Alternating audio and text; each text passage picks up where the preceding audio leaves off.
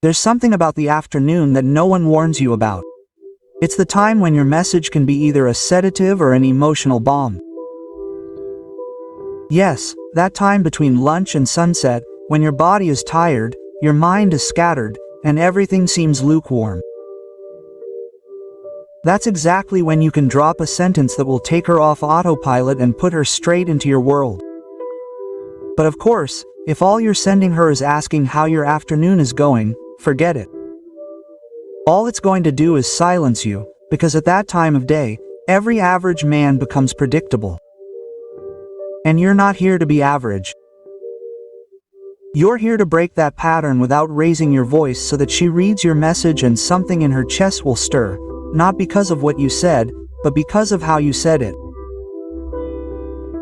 And no, it's not about sending her flowers on WhatsApp or writing her an essay about your emotions. It's about throwing a phrase at her that sounds like you didn't try hard, but that leaves her uncomfortably pensive, like a mental buzz that doesn't go away easily, because in the afternoon what makes an impact isn't sweet or intense, it's unexpected. And if you know how to come up with a phrase that doesn't need an explanation, you're already playing in a realm that very few have access to. The most common mistake is to think that you only make an impact in the morning or at night. But the afternoon is the most vulnerable terrain. It's where energy drops, where emotions fade, and where a precise phrase can be like a blade through dull thoughts. And of course, if you come up with the right phrase, she'll remember you, not because you asked her to, but because she couldn't help it. Today I'm going to give you 6 phrases crafted for that, not to please her, but so that she can't forget them. Each one has a reason behind it, a rhythm, an intention, and yes, a dose of sarcasm. This isn't poetry to please her, it's an emotional strategy disguised as casual sincerity. And if you're understanding this, you already have an advantage, because in this game, those who dominate the afternoon also dominate what comes after. Sentence 1. Today at this hour I thought of you. I don't know why, but I accepted it. Don't underestimate this sentence because of how simple it sounds. It's like you open a door without making a sound, but just when she's behind it listening. And it's precisely that mix of sincerity and ambiguity that turns it into an emotional bomb wrapped in neutral paper. Imagine it. It's 4:23 p.m. She's checking emails, struggling with Excel, drinking a coffee that's already gone cold, and suddenly your message. It's not a, "How's your afternoon going?" It's not an, "I'm thinking about you" full of anxiety. You throw this at her today. At this hour I thought of you. I don't know why, but I accepted it. Result. Immediate emotional dislocation. Because you're not explaining anything, but you're saying everything. That leaves her navigating without a map. She thought of me. Why? I just went through her head for no reason. And why did she just accept it? Boom. You've already put her in an emotional loop without asking permission. And the best part is, you didn't do it with fancy phrases, not with recycled romantic words. You did it with such a clean line that it seems casual until she can't stop thinking about it. Plus, you're showing her something that very few men understand. You can have an intimate thought without turning it into a confession. You're not looking for a reaction. You're showing that your inner world exists and that she just showed up there without you planning it. And this is where the stoic comes in. You didn't fight the thought, you didn't embellish it, you simply observed it and let it out. That communicates brutal security. You're not the one who wants to be liked, you're the one who accepts what happens without resisting and says it calmly. Now, of course, she may not respond. And how great if she doesn't, because this phrase wasn't a hook, it was a seed, and what germinates in silence usually stays there longer. In a world where everyone insists, you come across as the one who doesn't need to insist. And that's where the real appeal lies, because you didn't say you missed her, you didn't ask her to think about you, you just blurted out something that feels real, and in the middle of her automatic afternoon, that feels like a mini emotional earthquake. Are you going to text her again about how your afternoon is going, or are you going to let this sentence do its thing? Sentence 2. I was doing something and suddenly you popped into my head. No emojis, no hearts. No promises, just a sentence that feels like a slip of the tongue, an unintentional confession. And that's exactly why it's impactful, because what you're saying isn't a declaration of love or an attempt at flirting. You're sharing a mental moment. The kind of thing that happens when you're going through life calmly and then a sequel image comes without permission. That's the kind of message she doesn't see, and the ones you don't see coming are felt all the more. At that time of the afternoon she's in her own world, probably not expecting you, probably not thinking about you, but you tell her this and suddenly the story changes. You're not begging for attention, you're not dragging out a conversation, you're just dropping a thought. And when you do it like this, without embellishment, the impact is stronger. A spontaneous thought is more powerful than any sentence structured to please. And you're not saying, I miss you or can't stop thinking about you, you're saying it just appeared. And that, believe it or not, feels more intimate, because there's no effort, no strategy, just an image that emerged and you decided to share it. In the female mind, that creates something interesting. Tenderness because it seems accidental, intrigue because you didn't explain anything, and validation because it was mentally chosen without you looking for it. The funny thing is that in a world full of men competing for attention, the one who suddenly appears with a sentence like this ends up standing out without noise. And not because it's a magic technique, but because it's a truth said calmly, without embellishment, without emotional manipulation disguised as mindfulness. A clean, real line that sounds more like a loose thought than an attempt to flirt. And you know what's most powerful? That doesn't demand anything, doesn't force a response, but leaves something floating. She might wonder, where was she? What was she doing when that image came to her? And that doubt is like a catchy song. She doesn't know why, but it comes back, and comes back. That's the real impact. Not because of intensity, but because of simplicity. And of course, you can keep sending memes and you can keep forwarding funny videos, but that only entertains. This instead creates connection, a silent connection that is felt without knowing why. She may never answer you, but the next time someone says her name, she might think of you, because you didn't try to make an impact, you just showed her for a moment, and that was more than enough. You understood it, you let it go, and now let the rest do its silent effect. Sentence 3. Something this afternoon reminded me of you. I don't know what this line was. It's like leaving a half-full glass in the middle of the table. Nobody knows who left it, but everyone looks at it. You simply let it go, and now it's there making her think. It's what's called a passive sentence. You're not saying that she did something or that you felt something strongly. You're just mentioning a coincidence. But in that coincidence, she becomes the protagonist. Something reminded me of you. What was it? A smell. A song. The light from the window. You don't say it, and that's what makes it work. The point is that you're involving her in your perception of the world. You're not stating emotions. You're showing her that there's something in reality that led you to think of her. Because unlike the typical sentence, I thought of you and I was happy, this one has no moral. It's not meant to please, it's an incomplete description that leaves the story open, and in the opening, desire is born. Now, why does this sentence carry so much weight in the afternoon? Because the afternoon is the time when everything becomes monotonous. The body doesn't want much anymore. The mind is in saving mode, and there, in the middle of that inertia, you come up with a sentence that breaks the pattern. You don't shout, you don't make a statement, you just throw out a line that seems casual. But what's messed up? She can respond seriously or not at all. And both options are valid because the goal isn't a conversation, it's a feeling, and you're not selling anything, You just made an observation and that's the trick. You're not saying, I remembered you. That would be obvious, flat and tasteless. What you did was use the context to your advantage. The afternoon gave you a weapon and you just calmly threw it. And why is it so powerful? Because the phrase doesn't depend on her, it depends on the environment. She doesn't feel like you're looking for her, she feels like it appeared by accident, and in that accident she finds something irresistible. Have you noticed that when something reminds us of someone we feel an automatic connection?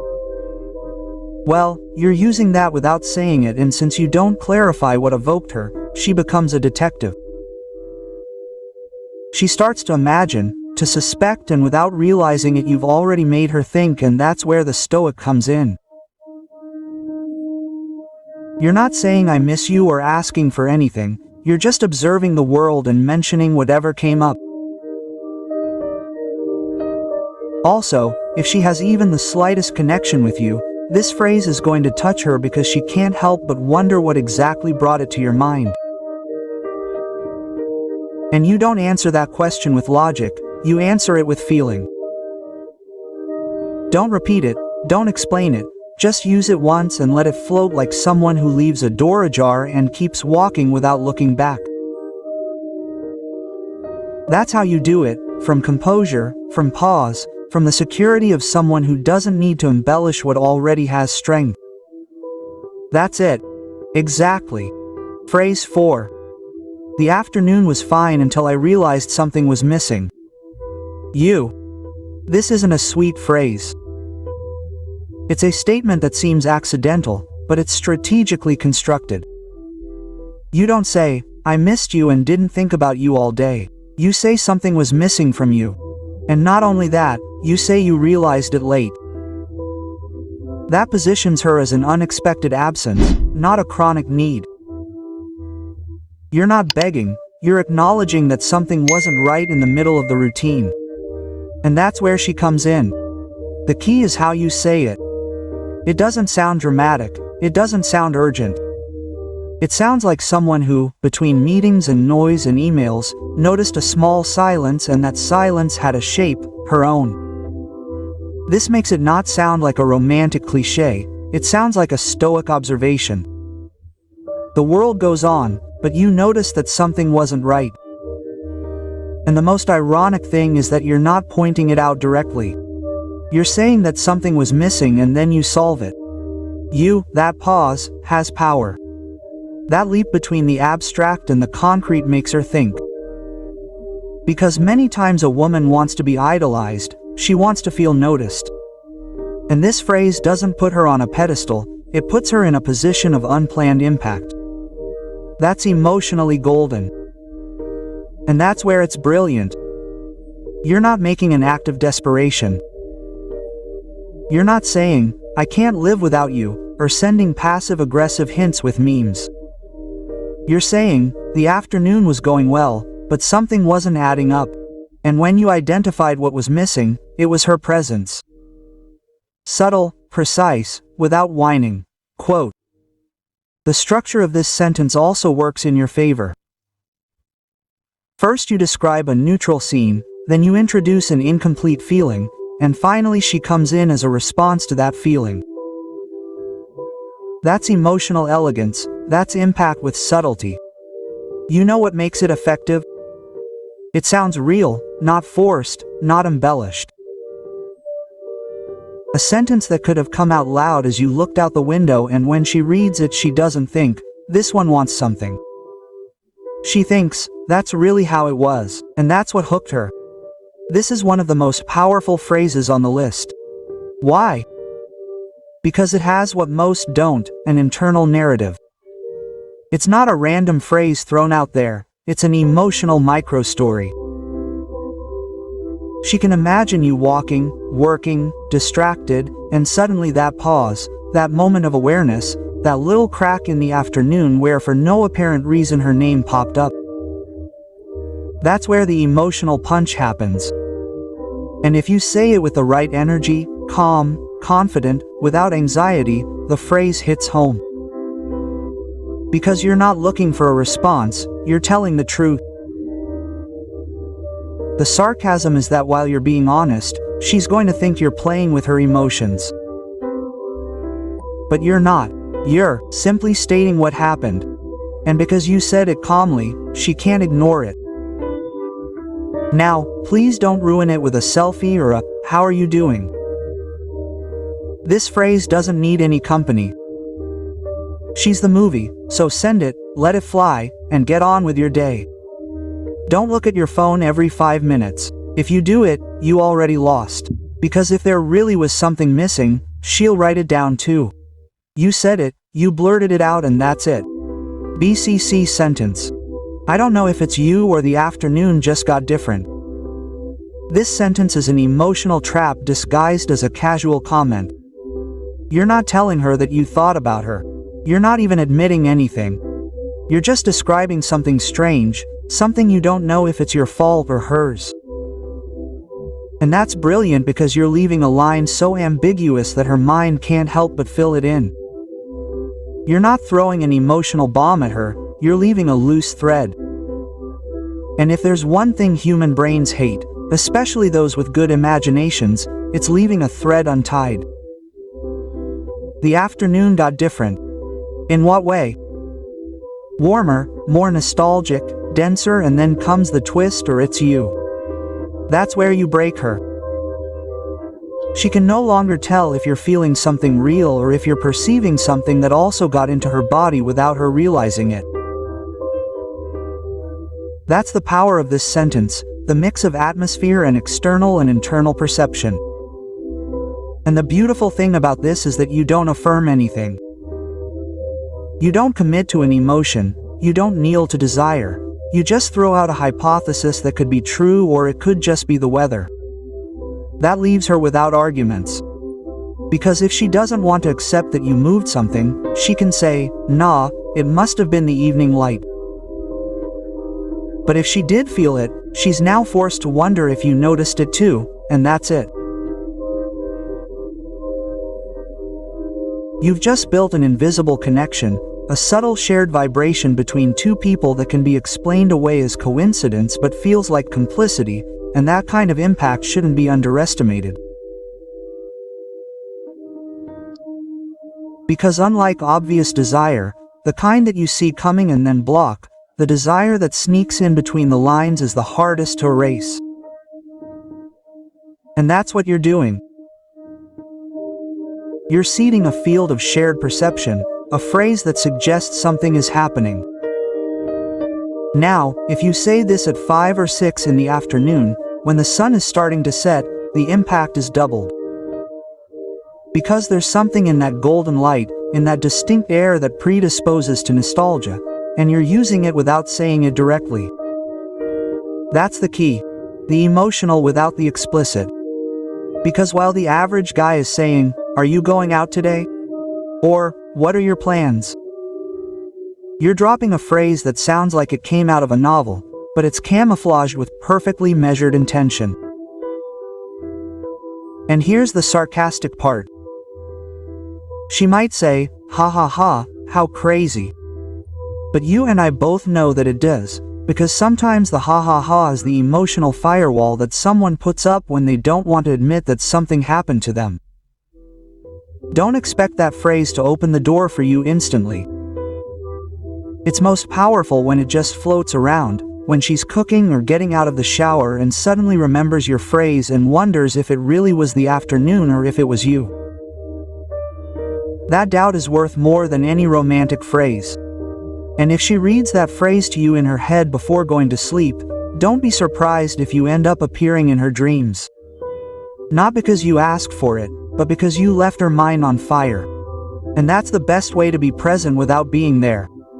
Phrase 6. If you smile this afternoon for no reason, you know who to blame. This phrase is emotional mischief. You're not asking for attention, you're not flattering, you're dropping a hook with an implicit smile, a kind of silent joke that leaves her thinking.